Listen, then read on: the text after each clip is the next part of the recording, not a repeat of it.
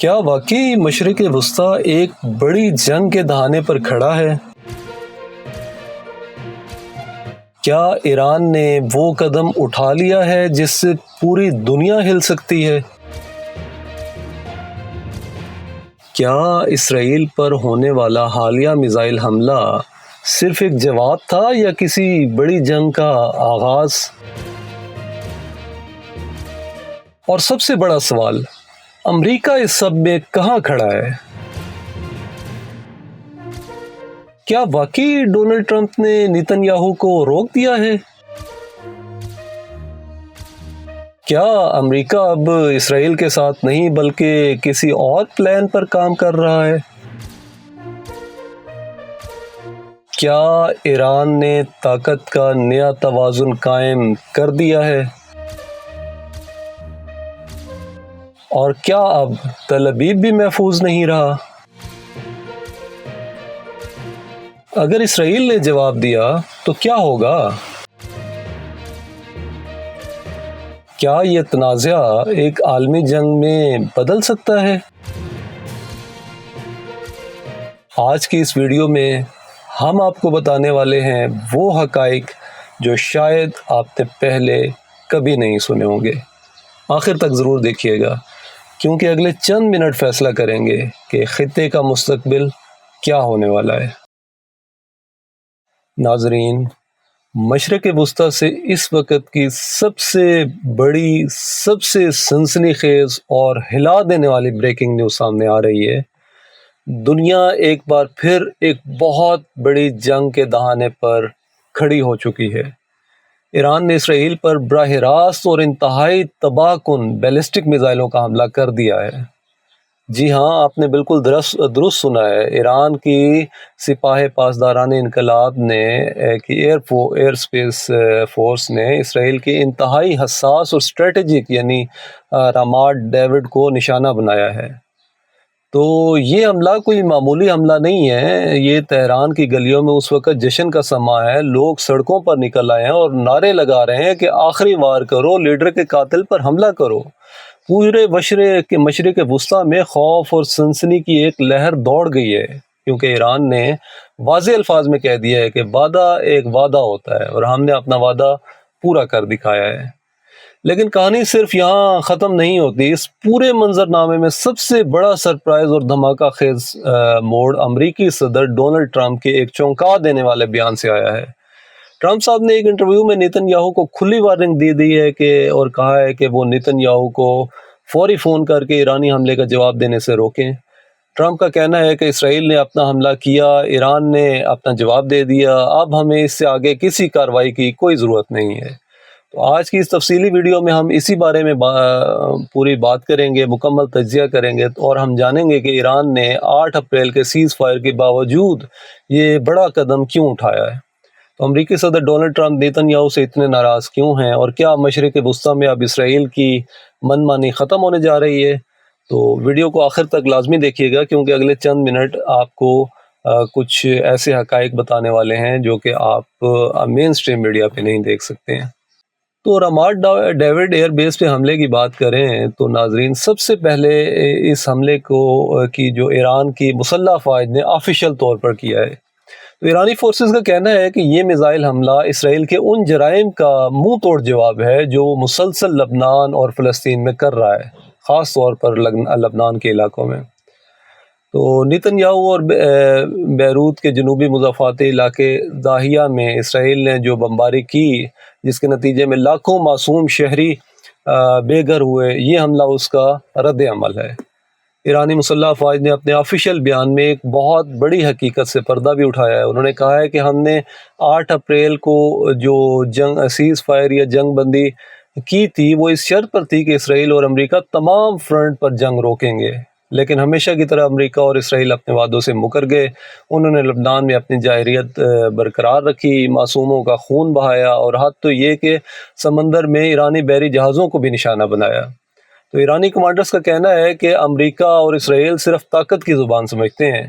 جب خلیج فارس میں امریکہ نے سیز فائر کی خلاف ورزی کی تو ایران کے پاس اپنی طاقت دکھانے کے علاوہ کوئی دوسرا راستہ نہیں بچا تھا۔ یہی وجہ ہے کہ IRGC کی ایروسپیس کمانڈر سید ماجد نے تہران میں لگنے والے نعروں کے جواب میں صرف ایک جملہ کہا: وعدہ ایک وعدہ ہے، یعنی ایران نے جو بدلہ لینے کا عہد کیا تھا وہ پورا کر دیا ہے۔ فلسطین کی مزاحمتی کمیٹیوں نے بھی ایران کے اس اقدام کی زبردست الفاظ میں سراہا ہے اور کہا ہے کہ ایران نے خطے میں طاقت کی نئی مساوات یعنی نیو ایکویشن قائم کر دی ہے۔ تو تہران کا ماحول اور ایران کی اندرونی طاقت پر اگر بات کریں تو جب یہ بیلسٹک میزائل ایران کی دھرتی سے اسرائیل کی طرف روانہ ہو رہے تھے تو ایران کے دارالحکومت تہران میں رات کے وقت ہزاروں لوگ سڑکوں پر نکل آئے۔ وہ نعرے لگا رہے تھے کہ سید ماجد، شیطان پر وار کرو، آج رات تل ابیب کو نشانہ بناؤ۔ یہ جوش و خروش سے ظاہر کرتا ہے کہ ایران کی عوام اور ان کی قیادت اس وقت ایک پیج پر ہیں۔ مزید برآں اگر ہم ایران کی اندرونی سیاست اور طاقت کی بات کریں تو اس وقت ایران اور اس کے اتحادی اسلامی مزاحمتی تحریکیں یہ سب عروج پر ہیں۔ امریکی صدر ڈونلڈ ٹرمپ نے خود تسلیم کیا ہے کہ ایران کے نئے سپریم لیڈر جو ہیں وہ بے حد سخت مزاج اور مضبوط ارادوں کے مالک ہیں۔ ٹرمپ کا کہنا ہے کہ دشمن اور کفار کے لیے جتنے سخت ہیں اپنے لوگوں کے لیے اتنے ہی نرم ہیں۔ اس میں یہ چیز بھی دیکھنے کو ملتی ہے کہ جب انہوں نے ایک بار پھر ہزاروں منحرف ایرانیوں کو عام معافی دے کر ملک کے اندرونی اتحاد کو مزید مضبوط کر دیا ہے، یعنی ایک طرف ایران اندرونی طور پر مستحکم ہو رہا ہے اور دوسری طرف وہ بیرونی محاذ پر اسرائیل کو یہ پیغام بھی دے رہا ہے کہ اب اسرائیل کی یک طرفہ بمباری کا دور ختم ہو چکا ہے۔ اب اگر بیروت پر حملہ ہوگا تو جواب تل ابیب اور رامات ڈیوڈ ایئر بیس کو بھگتنا پڑے گا۔ ناظرین، اب آتے ہیں اس کہانی کے سب سے بڑے اور اہم ترین موڑ کی طرف، اور وہ ہے امریکی صدر ڈونلڈ ٹرمپ کا رد عمل۔ ٹرمپ نے فاکس نیوز اور فائنینشل ٹائمز کو دیے گئے اپنے حالیہ بیانات سے نیتن یاہو حکومت کے پیروں تلے سے زمین نکال دی ہے۔ ٹرمپ نے صاف صاف کہا ہے کہ بیروت پر اسرائیلی حملے امریکہ کے ساتھ کوآرڈینیٹڈ نہیں تھے، یعنی اسرائیل نے امریکہ کو بتائے بغیر یہ حملے کیے ہیں، اور ٹرمپ اس اقدام سے شدید ناخوش ہیں۔ تو امریکی نیوز ویب سائٹ ایکسیوس سے گفتگو کرتے ہوئے ٹرمپ نے جو کہا وہ نیتن یاہو کے لیے ایک بہت بڑا جھٹکا ہے۔ ٹرمپ صاحب نے کہا ہے کہ میں ابھی نیتن یاہو کو فون کرنے جا رہا ہوں اور انہیں صاف کہہ دوں گا کہ وہ اس ایرانی حملے کا جواب ہرگز نہ دیں۔ دونوں طرف سے کارروائی ہو چکی ہے، اسرائیل نے اپنا بدلہ لے لیا ہے، اب ہمیں مزید کسی جنگ کی ضرورت نہیں ہے۔ تو ٹرمپ یہ کیوں کر رہے ہیں، اس کی وجہ ابھی انہوں نے خود بتائی ہے۔ تو ٹرمپ صاحب کا کہنا ہے کہ امریکہ اس وقت ایران کے ساتھ ایک تاریخی اور حتمی نیوکلیئر ڈیل کے بالکل قریب ہے۔ تو ٹرمپ نے فائنینشل ٹائمز سے بات کرتے ہوئے کہا ہے کہ ہم ایران کے ساتھ ایک بہت اچھے معاہدے کے قریب ہیں اور میں نہیں چاہتا کہ موجودہ کشیدگی کی وجہ سے یہ اہم ترین معاہدہ ناکام ہو جائے۔ تو یہاں ٹرمپ نے نیتن یاہو کو ان کی اوقات یاد دلاتے ہوئے انتہائی سخت الفاظ استعمال کیے ہیں۔ ٹرمپ صاحب نے کہا ہے کہ نیتن یاہو کے پاس ایران ڈیل کو قبول کرنے کے علاوہ کوئی چارہ نہیں ہوگا۔ فیصلے میں کرتا ہوں، تمام اہم فیصلے میری مرضی سے ہوتے ہیں، نیتن یاہو فیصلے کرنے والا کوئی نہیں ہوتا۔ تو ٹرمپ کا یہ جملہ واضح کرتا ہے کہ واشنگٹن اب نیتن یاہو کی جنگ پسندی سے تنگ آ چکا ہے۔ یہاں یہ سوال پیدا ہوتا ہے کہ آخر ٹرمپ ایران کے ساتھ معاہدے کے لیے اتنے بے چین کیوں ہیں، اور اگر یہ معاہدہ ناکام ہوتا ہے تو کیا ہوگا؟